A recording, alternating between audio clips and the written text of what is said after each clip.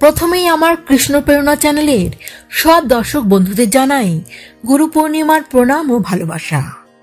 বন্ধুরা, আপনারা কি কখনো ভেবেছেন একটি দিন কিভাবে আপনার জীবনের অন্ধকার দূর করে আলোর পথ দেখাতে পারে? একটি দিন যেদিন গুরু আর ঈশ্বর একাকার হয়ে যান।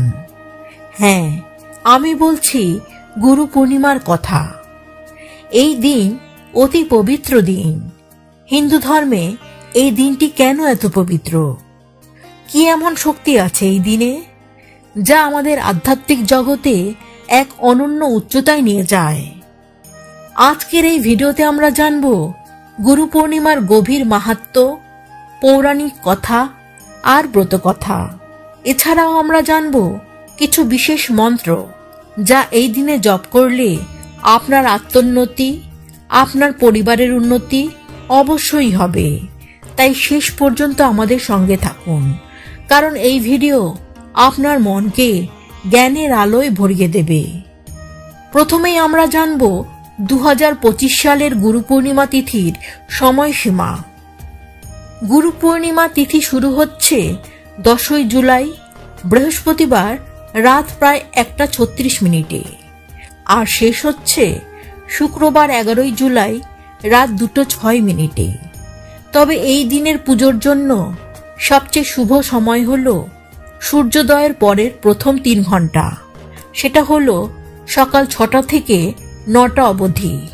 এছাড়াও আরেকটি মতে বলা হয়েছে বৃহস্পতিবার 10ই জুলাই সকাল 11টা থেকে শুরু করে 11ই জুলাই শুক্রবার সকাল 8টা পর্যন্ত পুজো করার জন্য শুভ সময় বলে বিবেচিত হয়েছে।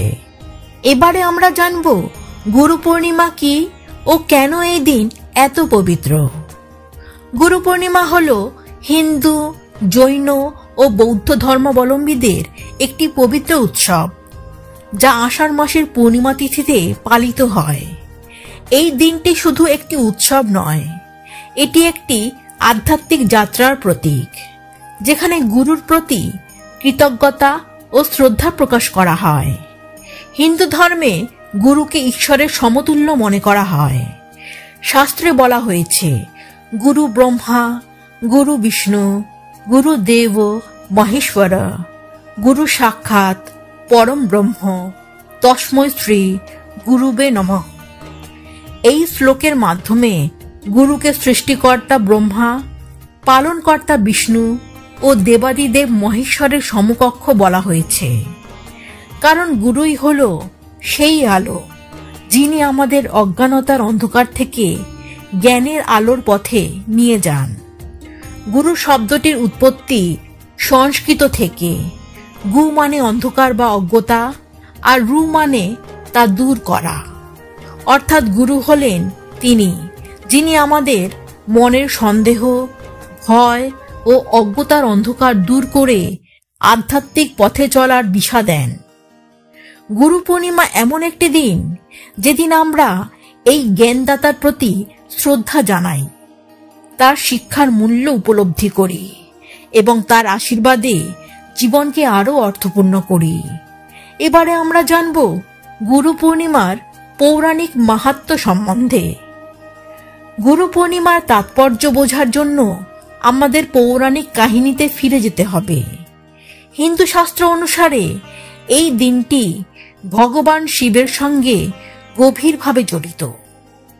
শিব, যিনি আদি যোগী নামে পরিচিত, এই দিনে প্রথমবারের মতো গুরু রূপে আবির্ভূত হন। পৌরাণিক কথা অনুসারে বহু যুগ আগে সপ্তঋষি অর্থাৎ অত্রি, বশিষ্ঠ, পুলহ, অঙ্গিরা, পুলস্ত, মরিচি ও ক্রতু শিবের কাছে জ্ঞানের জন্য তপস্যা করেছিলেন। বহু বছর ধরে তীব্র তপস্যার পর আষাঢ় মাসের পূর্ণিমা তিথিতে শিব তাদের প্রতি সন্তুষ্ট হন এবং মহাজ্ঞান প্রদান করেন। এই ঘটনা থেকেই শিবকে আদি গুরু বলা হয় এবং এই দিনটি গুরু পূর্ণিমা হিসেবে পালিত হয়। এছাড়াও আরেকটি গুরুত্বপূর্ণ দিক হল এই দিনটি মহর্ষি বেদব্যাসের জন্মতিথি। কথিত আছে মহর্ষি বেদব্যাসের শৈশব থেকেই আধ্যাত্মিকতার প্রতি গভীর আগ্রহ ছিল। পরে পিতামাতার অনুমতিতে মহর্ষি বেদব্যাস বনে গিয়ে ভগবানের তপস্যা শুরু করেন ও মহাজ্ঞান লাভ করেন। মহর্ষি বেদব্যাস 4টি বেদের ব্যাখ্যা করেছেন, মহাভারত ও 18টি পুরাণ রচনা করেছেন।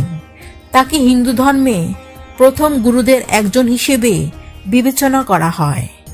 মহর্ষি বেদব্যাস আষাঢ় মাসের এই দিনেই তার শিষ্য ও ঋষিদের শ্রী ভাগবত পুরাণের জ্ঞানদান করেছিলেন। সেই থেকে মহর্ষি বেদব্যাসের 5 জন শিষ্য এই দিনটিকে গুরু পূর্ণিমা হিসেবে উদযাপন শুরু করেন।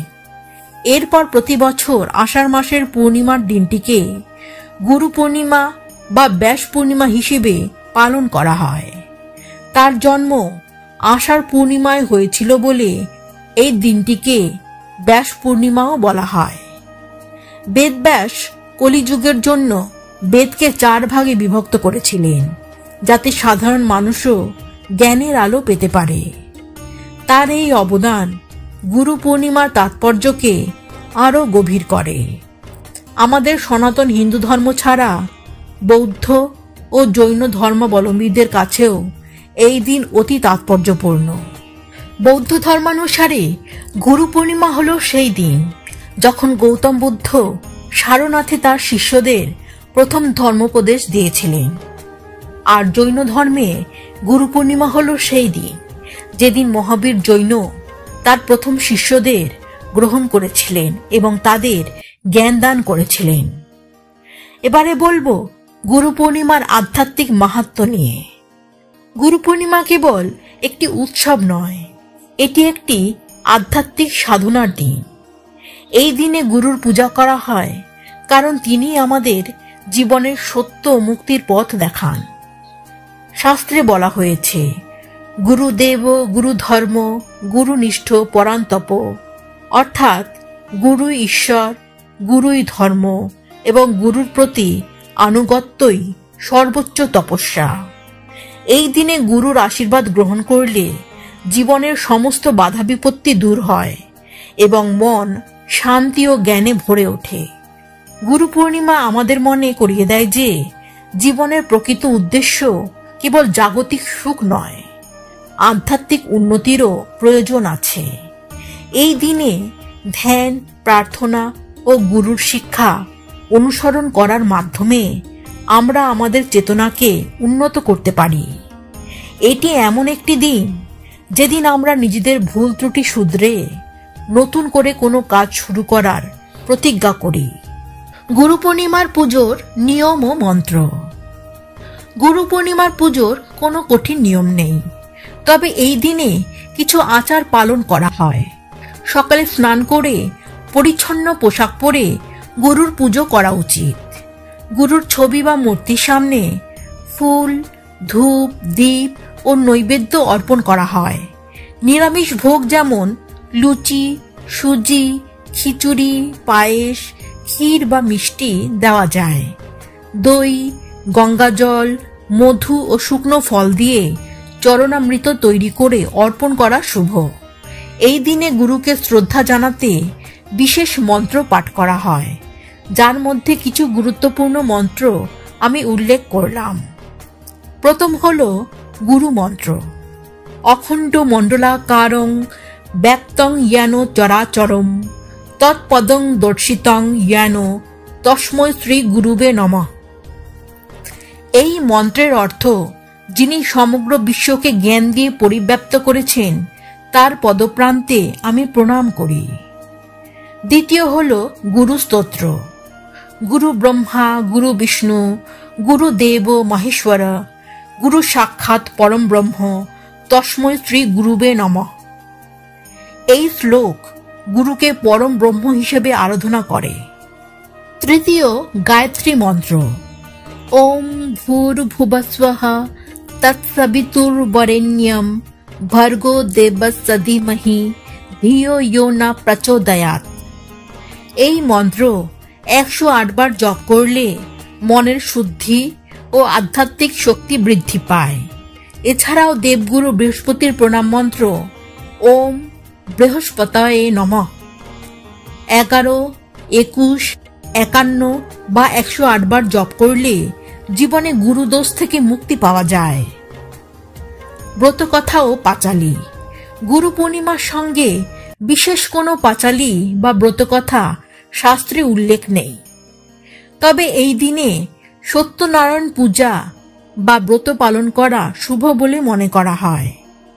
সত্যনারায়ণ ব্রতকথায় ভগবান বিষ্ণুর কৃপায় জীবনের সমস্ত দুঃখ কষ্ট দূর হয় এবং গুরুর আশীর্বাদে শান্তি ও সমৃদ্ধি আসে। এই ব্রতের সময় পঞ্চামৃত, দুধ, দই, ঘি, মধু ও মিষ্টি দিয়ে পুজো করা হয় এবং কলা, নারকেল ও অন্যান্য ফল অর্পণ করা হয়। সত্যনারায়ণের কাহিনী পাঠ করা হয়, যেখানে ভক্তির মাধ্যমে জীবনের সফলতার গল্প শোনানো হয়।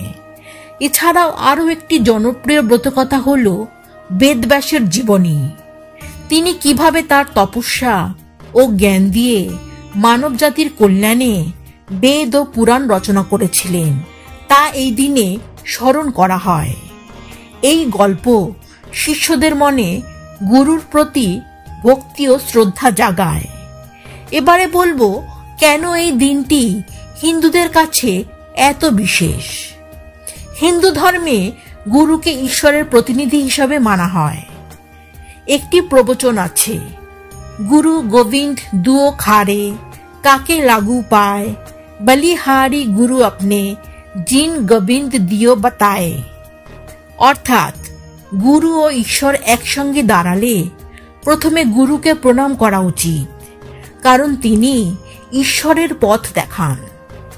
গুরু পূর্ণিমা আমাদের শেখায় যে জীবনের প্রতিটি ক্ষেত্রে শিক্ষা, আধ্যাত্মিকতা বা ব্যক্তিগত উন্নতিতে গুরুর নির্দেশনা অপরিহার্য। এই দিনে শিষ্যরা তাদের গুরুর কাছে কৃতজ্ঞতা প্রকাশ করেন, উপহার দেন এবং তাদের আশীর্বাদ গ্রহণ করেন। এছাড়াও এই দিনে সর্বার্থ সিদ্ধি যোগের মতো শুভ যোগ গঠিত হলে যে কোনো শুভ কাজের সাফল্য নিশ্চিত হয়। তাই এই দিনে নতুন কিছু শুরু করা, ধ্যান করা বা গুরুর শিক্ষা অনুসরণ করা অত্যন্ত ফলপ্রদ। ভগবান শ্রীকৃষ্ণের সঙ্গে গুরু পূর্ণিমার একটি গভীর যোগ আছে। কৃষ্ণ নিজে অর্জুনের গুরু হয়ে ভগবদ গীতার মাধ্যমে জগৎকে মুক্তির পথ দেখিয়েছেন। গীতায় কৃষ্ণ বলেছেন, ন হি জ্ঞানেন সদৃশং পবিত্র মিহ বিদ্যতে। অর্থাৎ জ্ঞানের মতো পবিত্র কিছুই নেই। এই দিনে কৃষ্ণের প্রতি ভক্তি প্রকাশ ও গীতা পাঠ করলে আধ্যাত্মিক উন্নতি হয়। এছাড়া গোবিন্দ প্রণাম মন্ত্র ওম ব্রহ্মাণ্ড দেবায় গো ব্রাহ্মণ হিতায় চ জগদ্ধিতায় শ্রীকৃষ্ণায় গোবিন্দায় নমঃ, এই মন্ত্র জপ করাও শুভ। এবারে আমরা জানব গুরু পূর্ণিমায় কোন কোন কাজ করা উচিত নয়। এই দিন যেসব কাজ করা একেবারে নিষিদ্ধ তা হল রাগ করা, মিথ্যা কথা বলা, গুরু বা বড়দের অপমান করা, তামসিক আহার করা ইত্যাদি। আমার পূজনীয় শ্রোতা বন্ধুগণ, গুরু পূর্ণিমার এই মাহাত্ম্য জেনে আপনার মনে আপনার গুরুর প্রতি যদি কিছুমাত্র আনন্দ ভক্তি জেগে ওঠে, তবে আমার এই প্রচেষ্টা সার্থক হয়েছে বলে আমি মনে করব। তাই এই ভিডিও সম্বন্ধে আপনার মূল্যবান মতামত কমেন্টে আমাকে জানাতে পারেন। এছাড়াও আপনার জীবনে এমন কোনো গুরু যদি থাকেন যিনি আপনাকে জ্ঞানের পথে পরিচালিত করেছেন, তবে তার কথাও কমেন্টে লিখতে পারেন।